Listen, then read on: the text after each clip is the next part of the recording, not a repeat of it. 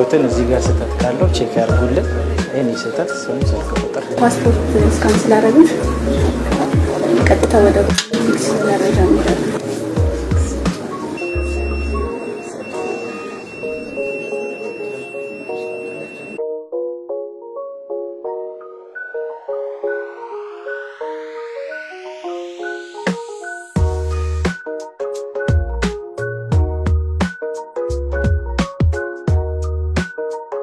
በዚህ ዓመት ኢትዮጵያ የማንሰራራት ዓመቷ ጅማሮ ነው ስንል አንዱ የህዝብ ምሬት፣ ቅሬታ ያሉባቸውን ዘርፎች እስከ ወዲያኛው በሚፈታ መንገድ ሪፎርም ማካሄድ ነው። የኢትዮጵያ ህዝብ የተሰሩ ስራዎች ያደንቃል፣ ለተሰሩ ስራዎች ድጋፍ ይሰጣል። ግን በእኛ ሰርቪስ ምክንያት ምሬት ያሰማል። ፒቲ ኮራፕሽኖች እንዲጠፉ ይፈልጋል። ሰርቪስ እንዲቀላጠፍ ይፈልጋል።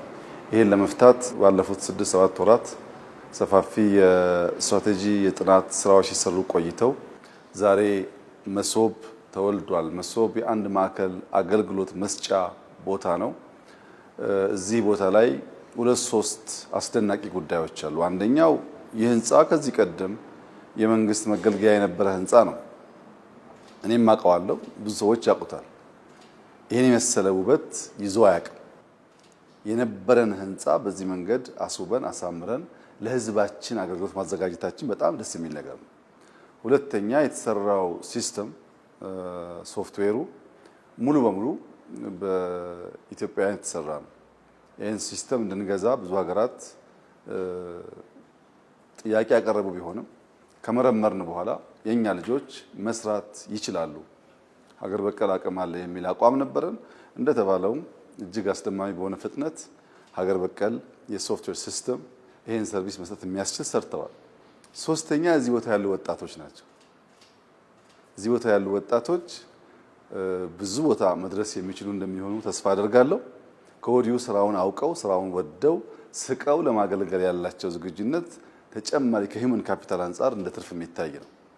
አሁን ዛሬ የጀመርነው የመሶብ አገልግሎት 12 ገደማ ተቋማት ከ40 በላይ ሰርቪስ አንድ ሰው እዚህ ያገኛል። ለምሳሌ ንግድ ፍቃድ ላወጣ ብፈልግ ንግድ ፍቃድም የፋይዳ ዲጂታል አይዲም እዚሁ መውሰድ እችላለሁ። ፓስፖርት እዚህ አለ። ገቢ መክፈል እችላለሁ።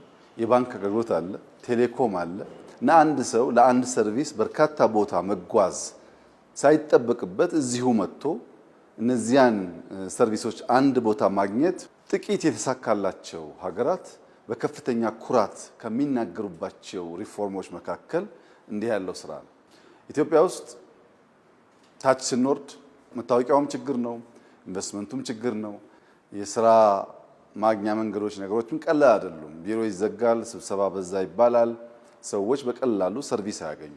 ይሄን ለመፍታት ሁለት መንገድ ነው መንግስት የተከተለው። አንደኛው ቀበሌ ዋናው የመንግስት አካል ሆኖ መሰረት ሆኖ ቀበሌ ማዘመንና ሰርቪስ መስጠት የሚያስችል ተቋም ማድረግ ነው።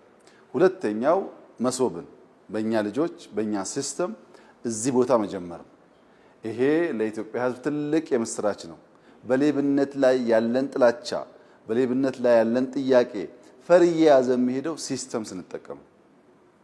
ሲስተም ካልተጠቀምን ሰውና ሰው የሚያደርጉትን የሁለት አካላት ድርድርና ስምምነት በቀላሉ መንግስት ይደርስበት አይችልም። ሌብነት በውስጥ ያለ ክፉ ስፕሪት ስለሆነ በቀላሉ ማወቅ አይቻልም። በገቢዎች ምሬት አለ፣ በኦዲት ድርድር አለ፣ ገቢዎች ይደራደራሉ ይባላል። ወደ ሲስተም ሲመጣ ወደዚህ ሲመጣ ያ ነገር እየቀነሰ ይሄዳል። ፓስፖርት ላይ የወረፋ ጥያቄዎች አሉ፣ እዚህ ሲመጣ ይቀንሳል። ይሄ ቦታ ብቻውን በቂ አይደለም። በየከተማው አዳማ ያስፈልገዋል፣ ባህር ዳር ያስፈልገዋል፣ ጅጅጋ ያስፈልገዋል፣ ሐዋሳ ያስፈልገዋል፣ አርባ ምንጭ ያስፈልገዋል። ሁሉም የክልል ዋና ዋና ከተሞች እና በርከት ያለ ሰው የሚኖርባቸው ከተሞች እንደዚህ ያለውን ቦታ እና አገልግሎት መስጠት መጀመር አለባቸው። ያ ሲሆን ህዝባችን የሚረካበት፣ ሌብነት የሚጠፋበት፣ ስራ የሚቀላጠፍበት፣ ኢንቨስትመንት በፍጥነት የሚያድግበትን አውድ በኢትዮጵያ ውስጥ መፍጠር ይቻላል ማለት ነው። ባለፉት ጥቂት ዓመታት ከሲስተም ጋር የሚያያዙ ዛሬውን ውጤታቸው የማይታይ በዘላቂነት ግን የኢትዮጵያን ኢኮኖሚ ለመሸከም የሚያስችላቸው ስራዎች ሰርተናል። ለምሳሌ የኳሊቲ ኢንፍራስትራክቸር ኤኒኮያ የሚባለው ተቋም በጣም ትልቅ አቅም ነው ለኢትዮጵያ። ከጥቂት ወራት በፊት ተመርቋል። እዚሁ አካባቢ ነው ያለው። ልክ እንደዚሁ ዛሬ ደግሞ መሶብ ተመርቋል። ይሄ ትልቅ አቅም ነው። እያንዳንዱ ዜጋ ዛሬ የመሶብን ፋይዳ መገንዘብ ይቸገር ይሆናል። ነገር ግን መታወቂያ የቸገረው ቀን፣ ንግድ ፍቃድ የፈለገ ቀን፣ ፓስፖርት የፈለገ ቀን፣ ሁሉንም ሰርቪስ በአንድ ታክሲ፣ ሁሉንም ጉዳይ በአንድ መንገድ፣ በአንድ ቀን ቀጠሮ ሰብሰብ ባለ ቦታ ደስ እያላቸው በሚያገለግሉ ዜጎች መሰጠት ሲጀምርና ሲደርሰው ያኔ እርካታ ይፈጠራል። እዚህ ቦታ አብዛኛው ነገር ሲስተሚክ ነው። ሰውየው ገብቶ የመጀመሪያዋን ካርኒ ከቆረጠበት ጊዜ ጀምሮ ስንት ደቂቃ እንደቆየ፣ ምን ሰርቪስ እንዳገኘ፣ ከማን ጋር ምን ተነጋገረ ራሱ ሲስተሙ ሪፖርት ጀኔሬት ያደርጋል እና ማናጀሮች ከማንም ጋር ሳይነካኩ በቀን ያለውን ስራ፣ የሰውን እርካታ፣ የፈጀበትን ጊዜ፣ ሊስተካከሉ የሚገባቸውን ጉዳዮችም ጭምር በሲስተሙ አማካኝነት ሪፖርት ያገኛሉ እና ኤአይ በተጨባጭ የኢትዮጵያን ሰርቪስ መለወጥ የሚያስችል አቅም እንዲሆን ተደርጎ የተፈጠረው ተቋም አሁን ከኢንሳ ጋር በመተባበር ከሌሎች ጋር በመተባበር ይሄንን የመሶብ ቴክኖሎጂ እውን አድርጎልናል። ይሄ በእጅጉ የሚጠቅም ነገር ነው። ለመላ የኢትዮጵያ ሕዝብ የምስራች ነው። ይሄን እናስፋፋለን። የቀሩ ሰርቪሶች እንጨምራለን። ከጥቂት ዓመታት በኋላ ደምረን እንለካዋለን። በዚህ ሲስተም ምን አገኘንበት? በጊዜ ምን አገኘን? ምን ያክል ኤፊሽንሲ ጨመረ? ምን ያክል ሌብነት ቀነሰ? ምን ያክል እርካታ ጨመረ? ኢትዮጵያ ውስጥ የቢዝነስ ክላይሜቱ የኢንቨስትመንት ክላይሜቱ ምን ያክል የተመቻቸ ሆነ? የውጭ ዜጎች መጥተው ፍቃድ አግኝተው ለመስራት እንዴት ቀለላቸው? በዚያስ ምን ያክል ሰው ቀጠሩ?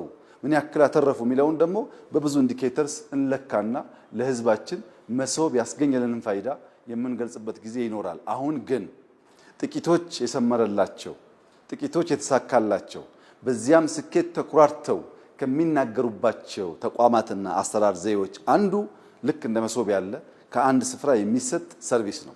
ይሄን ኢትዮጵያ ዛሬ ጀምራለች፣ ታሰፋለች፣ የጎደለ ካለ ትሞላለች። በልጆቿ ስለሰራች እያደገ ይሄዳል። የኢትዮጵያ ሕዝብ እርካታና የሌብነት ልምምድ እየቀነሰ እንዲሄድ ይህ ሲስተም በእጅጉ የሚያግዝ ስለሆነ ዜጎች መጥተው እንዲጠቀሙ፣ በጎድለው ፊድባክ እንዲሰጡ፣ ሙያ ያላቸው ሰዎች ተጨማሪ ሀሳብ እያመነጩ ሰርቪሱ እየሰፋ እያደገ የኢትዮጵያን ጥቅም በሚያረጋግጥ መንገድ እንዲፈጸም እንዲያግዙ አደራ ማለት እፈልጋለሁ። በቅርቡ የካሳንቺስ ኮሪደር አስመርቀናል። መሶብ ከዚያ በብዙ እጥፍ የሚታይ ፋይዳ ያለው ስራ ነው። ይህን እያንዳንዱ ዜጋ ሲገለገልበት እየተገነዘበው የሚሄድ ይሆናል። እኛ በጣም ደስ ብሎናል። ለህዝባችን በዚህ ዓመት ሰርቪስ ማዘመን ማሻሻል አንዱ ቃል የገባነው ነገር ነው። ቃል የከበደ ነገር ነው። ይህን የከበደ ነገር አክብረን መፈጸም፣ ቃላችንን መጠበቅ በመቻላችን ፈጣሪያችን እጅግ አድርገን እናመሰግናለን። በብዙ ደስታ በብዙ ሐሴት መሶብ መጀመሩን ለመላው ኢትዮጵያ ህዝብ ስገልጥ በታላቅ ደስታና ኩራት ነው። እጅግ አድርጌ አመሰግናለሁ።